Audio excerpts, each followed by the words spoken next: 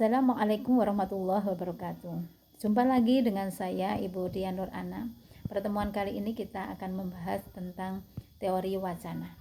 Apa itu wacana? Wacana adalah sebuah kalimat yang terdiri dari proposisi satu dengan yang lain yang itu saling berhubungan menjadi suatu kesatuan. Kita bisa mencoba melihat sebuah pemberitaan di media, baik itu media massa maupun cetak gitu ya, baik yang online maupun offline ya. Sebuah berita itu akan booming sekali jika menggunakan kata-kata yang barangkali menggugah hati Anda ya, sehingga Anda tertarik untuk melihat. Nah, semua informasi ini ya, kadang kita langsung menjudge bahwa itu suatu kebenaran. Kita akan lihat aja ketika persoalan COVID-19. Ada informasi yang masuk di WhatsApp saya dari berbagai grup yang saya ikuti. Ada informasi yang apakah ini benar atau enggak ya? Maka sebagai seorang peneliti ibaratnya, kita harus menggunakan ya pendekatan yang namanya pendekatan kritis, atau ini dari pemikirannya mazhab Frankfurt Jerman ya. Meskipun sebetulnya informasi ini ada dua versi, bisa jadi pluralis, juga jadi bisa kritis ya.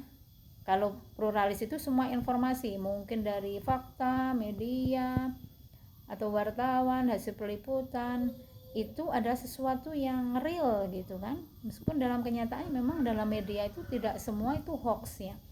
Tapi alangkah baiknya kita mengkritisi sebuah pemberitaan ini ya. Nah, dalam teori ini ada 4 langkah yang harus Anda lihat. Yang pertama adalah fakta. Sebuah fakta itu ternyata ada motif namanya sosiologi, kemudian ada motif politik, ekonomi, dan sebagainya di situ. Jadi, berbagai informasi ini ternyata ada motif ekonomi di situ, biar semua orang melihat blog ini, melihat blog itu, kemudian yang lain, ada kan motif ekonomi. Yang kedua adalah posisi media. Media itu siapa yang pemiliknya gitu kan? Apakah ada motif yang lain di balik itu dalam media ini? Misalnya media A, pasti juga informasinya sangat mengunggulkan A gitu dan sebagainya. Sebagai salah satu contoh aja. Yang ketiga adalah wartawannya.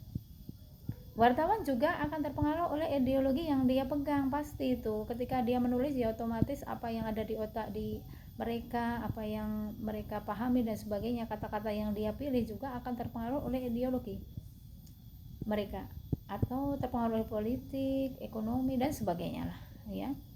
Kemudian yang keempat, hasil peliputan. Jelas dalam hal ini akan terpengaruh oleh motif-motif yang ada di atasnya tadi, hasil peliputannya. Ya, pasti ada aspek ekonomi, politik yang mempengaruhi itu jika kita menggunakan pendekatan kritis ya. Kalau pluralis yang saya sebutkan tadi, semua menganggap bahwa sesuatu itu benar, tapi kita akan lihat berbagai informasi yang beredar melalui online belum tentu itu kebenarannya valid ya. Mungkin kalau media cetak kan ada prosesnya sehingga sampai diterbitkan itu kan ada lapis-lapis ya. Ibaratnya ada, kalau setelah wartawan meliput kemudian kan masuk redaksi, kemudian diolah lagi sampai dia muncul ya, itu yang memang ideal sekali ya. Tapi alangkah baiknya Anda meneliti hal-hal demikian secara jeli, mengkritisi informasi-informasi yang beredar. Jangan sampai Anda terjebak hanya salah satu informasi yang ternyata itu hoax dan sebagainya. Oke, selamat menjalankan tugas kali ini. Semoga Anda semuanya sehat walafiat, selalu dilindungi oleh Allah Subhanahu wa taala. Assalamualaikum warahmatullahi wabarakatuh.